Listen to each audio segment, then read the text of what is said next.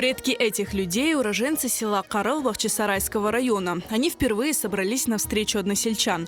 Карыл – исчезнувшее село, поэтому встречу провели в соседнем селе Отарчык.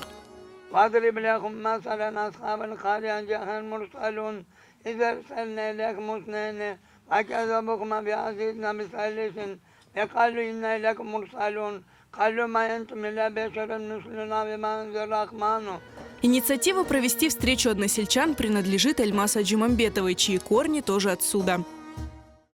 Констол башында феттік белки қағылда жиылмаға, топлашмаға. Мен бұл фікірні елдім, бұйықлерден ақылданыштым. Ве илян бердім, адамлар топлаштылар. Мен белемедім өле чоқ адамлар келгенні. Стариков, родившихся в Карыл, практически не осталось, но их дети и внуки помнят рассказы о родном селе. Карыл көйінде 102 хоранда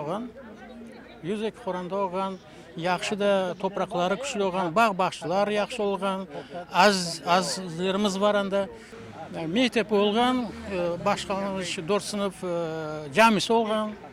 Карыл көйі yok, 74 senesi анда қалған бір-екеулер бар еді, 79-ы тамам ет бітірділер епсіні. Мен бірінші Қырымға 72 жыл кегенде, мені о вақытты уже бабам рахметлі оған еді. Біз келдік Албат көйіне, о вақытты автобустан, сон жаяу Албаттан Қарылға жаяу шыққан едік.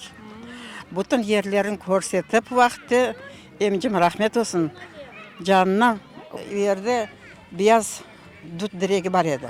Оны Стамбул дұты дейкендер. Мына біздің еліміз бұл ерде еді деп көрсеткен еді. О дірек уақытты тұрайды да. Құбедін өжа еді қарбабаммады, Қарылда долған. Мұнда нетіп, сон ожалық япқан, Албат көйіне, Küçükşehir'in Malasadov'u bu etrafta ocak yapkan. Evet, Karıl köyü Töpelik'te yerleşken, onun adı da onda aşağılarda Karıl'yse hem de Karturayken, onun için de adı Karıl'dır. 92 senesi көчкенде bir ekkege abile oturuşlar neme oğan edi. O vakitte şu Karıl Aziz'in yanına tepede bayağı bir ebet adamlar var edi. O biz bilgen adamım şimdi çoksa yok.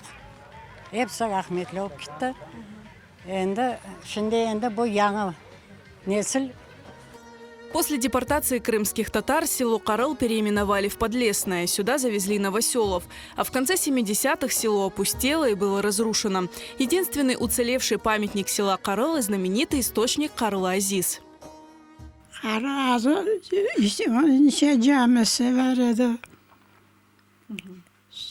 su akaydı içine.